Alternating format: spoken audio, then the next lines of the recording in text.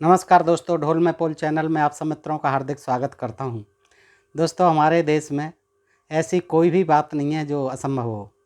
कोई भी घटना, किसी भी मनुष्य का जन्म, किसी भी भगवान का जन्म, किसी भी देवी देवता का जन्म कहीं से भी हो सकता है।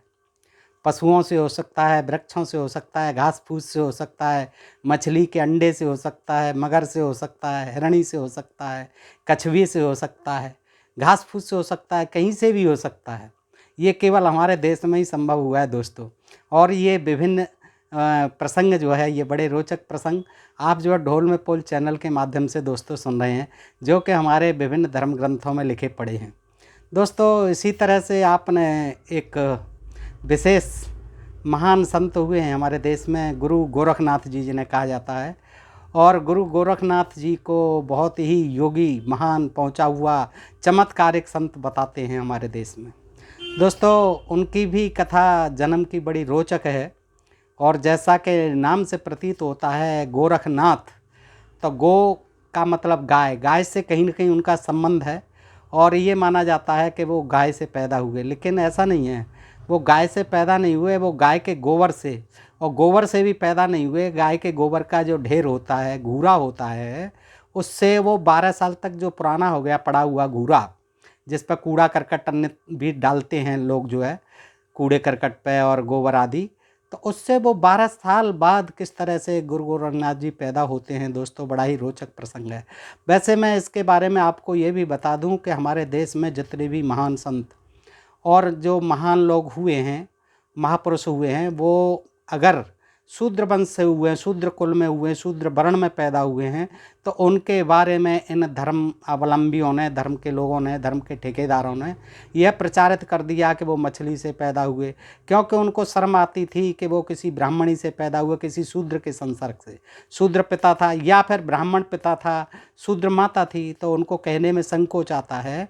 तो उनको जो है वो कोई भले ही वो किसी जानवर से, किसी मछली से, किसी भी अन्य पेड़ पौधे से, किसी घास फूस से, कहीं किसी नाद से, किसी बर्तन से, भिक्षा पात्र से, कहीं से भी पैदा हुआ दिखा सकते हैं, लेकिन उनको ये कहने में बड़ा संकोच होता है कि वो शूद्र वर्ण के थे, महान पुरुष हुए, महान योगी हुए, महान संत हुए, महान अवतारी पुरुष हुए। तो दोस्तों, उनके लिए ये, उनको बदनाम करने के लिए उनको इसी तरह से, ये गुरु गोरखनाथ जी हैं, ये भी शूद्र वंश से पैदा हुए थे। और इनके जो गुरु थे मछेंद्र नाथ जी, वो भी मछुआरे थे, लेकिन उनको भी जो है मछली के अंडे से बड़े विचित्र ढंग से पैदा हुआ देखा जाता है। इनके जो गुरु थे मछेंद्र नाथ जी, जबकि वो मछुआरे जाति में, मछुआरी के गर्भ से पैदा हुए थे। तो दोस्तों, उनकी बाद में कहीं से प्रमाण मिलेगा तो प्रमाण सहित ही बताएंगे। आज मेरे को गुरु गोरखनाथ जी की एक पुस्तिका मिली, जिसमें जो है गुरु गोरखनाथ जी का जन्म और उनका जो चरित्र है तमाम दिया हुआ है। इस पुस्तिका में देखिएगा, ये गोरखनाथ चरित्र, ये जो है पुस्तिका है, और इसमें जो है गुरु गोरखनाथ जी का जन्म जो है बड़ा विचित्र ढंग से दिया हुआ है। देखिएगा दोस्तों, मैं आपको इसमें से पढ़ के सुनाता हूँ कि एक समय जो है गुरु मछेंद्र नाथ जी तीर्थ यात्रा करते हुए बंगाल प्रांत के चंद्रागिरी नगरी में जा पहुँचे। वहाँ सूर्य दयाल नामक पंडित रहता था। देखिए, ब्राह्मण से संपर्क है इनका, जो बड़ा ईश्वर भक्त और साधु संतों का चरण सेवक था। उसकी भार्या का नाम सरस्वती था, जो सुशील, सुंदरी, पतिव्रता और बड़ी समझदार नारी थी, परंतु थी वह बांझ यानी संतानहीन ब्राह्मणी। इस दुख से वह दोनों दंपत्ति अति दुखी और बेचैन थे। फिर भी अपनी सामर्थ्यानुसार साधु सेवा, दान, व्रत, भगवत भजन नित्य करते रहते थे। जब उनके भगवत कृपा से शुभ दिन आए, तब एक रोज योगी राज मछेंद्र नाथ गुरु चिमटा बगल में दबाए भिक्षा पात्र लिए अलख अलख करते घर घर से भिक्षा लेने पहुँचे। और सरस्वती ने यानी ब्राह्मणी ने घर के भीतर से संत जी का अलख अलख उच्चारण सुना, तो वह भिक्षा लेकर अपने द्वार पर आ पहुँची। वहाँ उसने मछेंद्र नाथ योगी को अपने द्वार पर खड़े हुए पाया, जिनका मुख सूर्य के तेज के समान चमक रहा था। सरस्वती भिक्षा उनके पात्र में डालकर योगी मछेंद्र नाथ का मुँह निहारने लगी। मछेंद्र नाथ को समझते देर न लगी कि नारी अत्यंत दुखी है। वो समझ गए कि ये अत्यंत दुखी है। और वो योगीराज पूछने लगे कि माता तुम दुखी दिखाई देती हो, तुम्हें कौन सा दुख है, मुझे बताने की कृपा करो। सरस्वती बोली, महात्मा जी वैसे तो मैं आपकी कृपा से सब तरह सुखी हूँ, कोई कमी नहीं है। मुझे सिर्फ दुख अपने बांझ होने का है।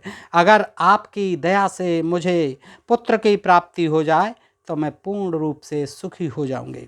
मच्छेंद्रनाथ योगी ने प्रसन्न होकर कहा, ले हाथ आगे को कर। और उन्होंने अपनी झोली से भस्म निकालकर सरस्वती के हाथ पर धरकर कहा, इस भस्मी को ऋतु नहाने के बाद खीर में मिलाकर खा लेना। तुम्हारे यहाँ भगवान हरि नारायण के अंशी अवतार से पुत्र जन्म लेगा। सब भगवान नारायण के अंश से ही पैदा होते थे और ये भी राम की तरह खीर में पढ़ करके ये भस्मी जो भभूत दी है इन्होंने, राख जो दी है, उसको खीर में मिला करके खा लेना, गर्भवती हो जाओगी, अब पुत्र जन्म लेगा, फिर पुत्री नहीं लेगी, ये भी गारंटी होती थी। जो रिद्धि सिद्धि का स्वामी होगा। अब मैं 12 वर्ष पीछे नगर भ्रमण करता हुआ तुम्हारे घर आऊँगा, 12 वर्ष बाद आऊँगा, ये भी वायदा कर रहे हैं। फिर आऊँगा जब देखूँगा तुम्हारे पुत्र को। सरस्वती भस्म को लेकर घर आ गई और भस्म को आले में रख दिया और विचार किया, जब ऋतुवती होने का समय आएगा तब मैं इसे खा लूँगी। उसने अपनी सखी सहेलियों और पास पड़ोस की स्त्रियों से भी योगी की भस्म की चर्चा की। तभी एक चतुर सहेली ने कहा, पागल हो गई हो तुम, भूल कर भी इसे मत खाना बहन। यह साधु संत बहुरूपीय बने जादू की भस्म किसी दुश्मन के कहने से दे जाते हैं और जिसके प्रभाव से मृत्यु तक हो जाती है। ऐसा मत करना, मर जाओगी। ये ऐसे ही दे जाते हैं किसी के कहने से, या मंत्र के प्रभाव से बेहोश होकर के जेवर बर्तन कपड़ा लत्ता तक लेकर चले जाते हैं। ये ठगी है। अगर बाँझ स्त्रियों के इनकी भस्म से संतान हो जावे तो संसार में बाँझ एक भी नज़र नहीं आवे। सच्चा ज्ञान दे रही है सहेली। न जाने कितनी हमारी बहन साध्वी बहनों की इन्होंने इज्जत भी बर्बाद कर डाली है साधु संतों ने, बहरूपियों ने। आजकल ढोंगियों का ही बोलवाला है। सच्चे साधु महंत क्या घर घर भिक्षा मांगते डोला करते हैं, वह तो वन में ही तपस्या करते हैं। उनको दुनियादारी से क्या लेना और क्या देना। जितने में उतनी बातें हुआ करती हैं। भस्मी खाने की राय एक ने भी नहीं दी उसकी सहेलियों ने। सरस्वती ने चकित होकर विचार किया, बात तो इन सब की ठीक है और मालूम भी सही पड़ती है। इस प्रकार की घटनाएं रात दिन होती ही रहती हैं, परंतु उस साधु के मुख का तेज तो योगी राज के ही समान था। परंतु यह बात भी ठीक है, अगर इस प्रकार भस्मी से पुत्र की प्राप्ति हो जाए तो संसार में एक भी बाँझ स्त्री बाकी न रहे। इस प्रकार धारणा बनाकर सरस्वती ने भस्मी को एक गड्ढे में डाल दिया और नगरी उसी के ऊपर नर नारियों ने गोबर व कूड़ा करकट भी ऊपर से डाल दिया। डालते रहे उसी के ऊपर गोबर और कूड़ा करकट गड्ढे में डाल दी उसने भस्मी, उसी के ऊपर गोबर कूड़ा करकट नगरवासी डालते रहे। परंतु परम योगी की भस्म को, परम योगी की दी हुई भस्म थी, उसे अपना प्रभाव तो दिखाना ही था। उस गड्ढे में भस्मी ने अपना प्रभाव शुरू किया। खेत में बोए बीज की तरह उस कूड़े में भी अंकुर फूट निकला, बीज की तरह उस राख में से भी अंकुर फूट निकला। परंतु पानी की सुविधा न होने के कारण बीज बहुत धीरे धीरे अंकुरित हो रहा था। अंकुरित तो हो रहा था राख में से, लेकिन वहाँ पानी कहाँ मिल रहा था उसे सिंचाई के लिए, तो वो बहुत धीरे धीरे धीरे धीरे बढ़ रहा था। 12 साल लग जाएंगे उसको, जिसकी तरफ किसी का ध्यान ही क्यों जाने लगा था। इसी तरह दिन पर दिन बीतते चले गए और 12 वर्ष पूरे हो गए और अभागिनी सरस्वती बाँझ ही बनी रही। 12 साल तक कोई संतान नहीं उसकी। अब 12 वर्ष पूरे हो गए और योगी राज ठीक समय पर उन्हें याद आ गई कि अब चलना चाहिए। 12 साल हो गए, गिनते रहते थे वो। आ गए साहब, सरस्वती के दरवाजे पर अलख नाम का उच्चारण करते हुए आ पहुँचे। दरवाजे पर आते ही उन्होंने सोचा, इस घर की देवी सरस्वती को पुत्र प्राप्ति हो चुकी होगी, जिसकी आयु 11 वर्ष कुछ महीने की हो जानी चाहिए। उधर नियमानुसार सरस्वती संत के लिए भिक्षा लेकर आई तो 12 वर्ष पहले भस्मी देने वाले योगी को पहचानते देर न लगी। उन्होंने पहचान लिया सरस्वती जी ने। सरस्वती भय से पीली पड़ गई कि भस्मी फेंक देने के कारण योगी क्रोध में भरकर साप न दे डाले हैं, इसलिए चुपचाप भिक्षा देने को हाथ आगे किया। परंतु गुरु मछेंद्रनाथ ने भिक्षा पात्र आगे न कर पुत्र के बारे में ही प्रश्न पूछा कि हे माता, अब तो तुम्हारा बेटा बड़ा हो गया होगा, क्या मुझे उसके दर्शन कराओगी? सरस्वती बड़े धर्म संकट में पड़ गई। उसके मुँह से बोल भी न निकला, वह चुप रही। सरस्वती को चुप देखकर मछेंद्रनाथ बोले, माता, क्या संतान पैदा नहीं हुई या होकर नष्ट हो गई? आप उत्तर क्यों नहीं देती? जब इतने बड़े योगी थे और सारी बातें बता गए थे कि 12 साल बाद पुत्र होगा, तो क्या आपको ये पता नहीं है कि वो घूरे के नीचे दबा पड़ा है? मछेंद्रनाथ के तेज को बर्दाश्त न कर सरस्वती को सब विवरण ठीक ठीक बताना पड़ा। वह बोली, मैंने आपकी दी हुई भस्मी अपनी सहेलियों के कहने से कूड़े के गड्ढे में फेंक दी थी, घूरे पे फेंक दी थी, जो उसके घर के निकट ही था। योगी ने गड्ढे को देखकर आवाज़ दी। योगीराज बोले कि ये तुमने क्या किया? और उन्होंने तुरंत आवाज़ दी, गोरखनाथ, हे हर नारायण सूर्यपुत्र, ये आवाज़ दी, हे हर नारायण सूर्यपुत्र, आदि उत्पत्ति हो चुकी हो तो गड्ढे से बाहर आ जाओ। तुम्हारी हे हर नारायण सूर्यपुत्र, सूर्य के पुत्र, यदि तुम्हारी उत्पत्ति हो चुकी हो तो इस गड्ढे से यानी घूरे से बाहर आ जाओ, जरा सी भी देर न लगाओ। पहली आवाज़ का उत्तर न मिलने पर दूसरी तीसरी बार आवाज़ दी तो उत्तर मिला, पैदा तो मैं हो चुका हूँ, परंतु कूड़े के ढेर में दबा पड़ा हूँ और गोबर में छिपा बैठा हूँ, आप मुझे निकाल लीजिए। गड्ढे में से आवाज़ सुनकर सरस्वती व नगरी के अन्य तमाशबीन नर नारियों को भी बड़ा ही कौतूहल हुआ। कौतूहल की बात ही थी। देखिए, उन्होंने आवाज़ लगाई कि हे नारायण, हे सूर्यपुत्र, तुम अगर पैदा हो गए हो तो जल्दी बाहर आओ इस गड्ढे में से, घूरे में से।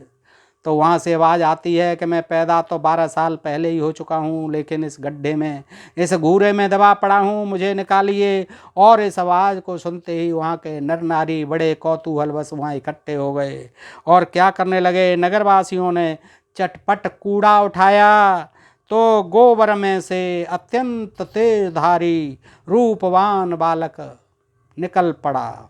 बच्चे को देखकर योगी मछेंद्रनाथ बोले, बेटा, तुम्हारी उत्पत्ति गाय के गोबर से हुई है।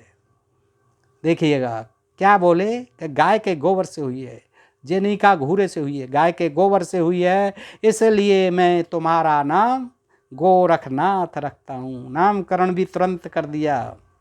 बालक रो रो कर मछेंद्रनाथ को देखने लगा कि हे भगवान, आप कहाँ थे? मैं 12 साल से इसमें दबा पड़ा हूँ। योगीराज बोले, रो मत, तुम सूर्य पुत्र हो, तुम मामूली नहीं हो, तुम सूर्य के पुत्र हो, कर्ण की तरह। कर्ण भी सूर्य पुत्र थे। तुम्हारा यह सारे संसार में फैल जाएगा, चिंता मत करो, रो मत।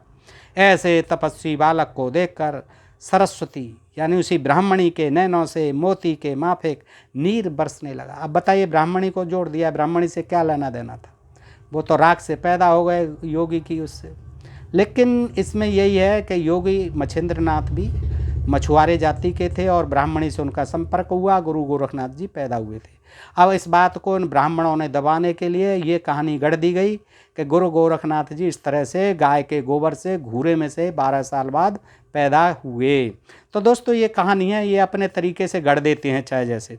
तो योगी मछेंद्रनाथ बोले, अब कुछ नहीं हो सकता माता, अब कुछ नहीं हो सकता। अब विधाता ने तुम्हारे भाग्य में पुत्र सुख लिखा ही नहीं है। अब क्या है? तुमने तो फेंक दिया उसको राख समझ के। तब किसी के भी कुछ किए नहीं हो सकता, कुछ भी नहीं हो सकता। जब विधाता नहीं चाहता तभी सामने से परसी थाली उठ जाती है माता। तुम्हें अपने कर्मों का भोग तो भोगना ही पड़ेगा। अब तो तुम बाँझ ही रहोगी।